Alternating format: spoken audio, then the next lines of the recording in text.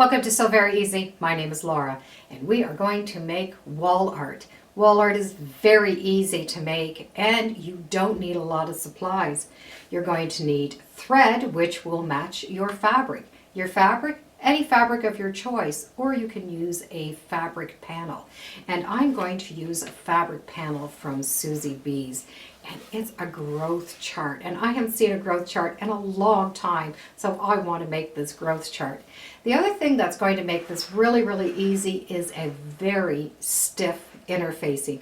Now this is from Pelon. It's called Peltex, and you can get it in a fusible and a sew-in. I'm going to use the sew-in model because it's going to be very easy to use. And it is like a cardboard, so it's a fabric cardboard, so it's going to keep the project very stiff and flat, and that's what I want for wall art. So let's get started at this very easy project. So to start with, you're going to need your front fabric and you're going to need your back fabric, and they're going to have to match up in size. So in order to do that, you might have to add a border. And in this case, I'm going to add a border all the way around on both the front and the back sizes, because that border is going to make the wall art appear framed. So it's going to have a pre-frame on it and there's no binding on it. So I'm going to sew the strips of fabric, and I have 2-inch strips of fabric that I'm going to sew all the way around on both the front and the back. So the front and the back have been done. I've put a border fabric all the way around so that I could square up this panel. And I also took the seams and pressed them flat.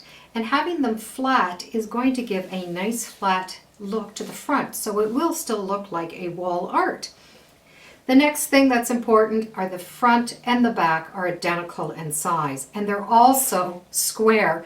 They should start with a measurement here, and if it's 15 inches, it's got to end up with 15 inches at the top, because you will need to slide in the interfacing, so it does need to be square.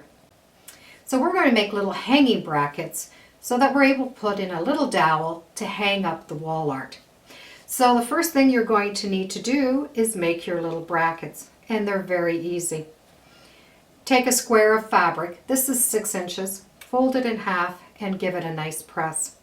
Now for the bottom, you're going to want to place it right in the corner, raw sides together, and just stitch 1/8 of an inch just to hold it in place in one corner and in the other corner. So the little corners are sewn on, and it's to the bottom of the back. Now for the top, you need to take your squares that have been folded in half, place them right in each corner so that the raw sides are all out and the folded side is just the same as the bottom is into the inside. Now you're able to match up your seams and pin. So once you have all your layers pinned together, you're going to sew this together. And starting at the bottom, you're going to leave an opening. And you're going to start in one corner, backstitch, and sew all the way around the quilt, stopping again so that there's an opening and backstitch. Now you need a good size opening because that interfacing has to go through that opening. So it's been all sewn together. Now you need to trim off this little corner. And just take your scissors and snip that corner off on an angle, and not, of course, cutting those little threads. So now you need to cut this Peltex, and it's going to fit to the inside measurements, not the outside measurements. So you're going to measure from the inside of the sewing line to the inside of the sewing line on both the width and the length, and cut that measurement. So this heavy interfacing is cut to the inside measurements. Take this and turn it right sides out and press it nice and flat. Now this little triangle piece that you added should face the back. So if it doesn't, just take it and flip it to the back. Poke out all of your corners and give it a nice press. So it's all pressed And we have the corners nicely in the back on the 4 sides. Now with this opening, you're going to slide this in. Now you can take this and just give it a little bit of a fold, and then you're going to be able to take it and slide it in. So the Peltex is inside and it is perfectly in the enclosed area. Make sure that the corners are in the proper area and that the seams line up nicely on the outside. Now if it's a little puffy, that's all right, because when you get it to the iron and you give it a press, it is going to press nice and flat. Where you had your opening, all you need to do is tuck your seams in and do some hand stitching along this edge just to close it up. So it's nice and flat, and if you have a problem with it, just give it a good pressing with steam. Leave it flat on the surface until the item dries, and then it will remain nice and flat.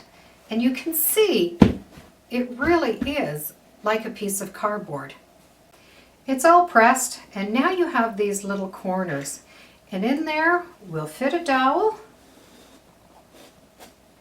and you'll be able to hang it up with the dowel. If you put the dowel on the top and the bottom, it'll keep it nice and flat. You're done. So here you go. It's a quick and easy project to make. What's great about this, you can make it any size. So if you have a spot on your wall that needs to have a piece of art on it, this is a very easy solution. What's really nice about this is you can use that fabric that's, well, way too pretty to cut into. And you can change it seasonally or whenever you want to. Thank you for joining me today on So Very Easy. Feel free to subscribe, and as always, come on back and let's see what we're sewing next time in the sewing room. Bye for now.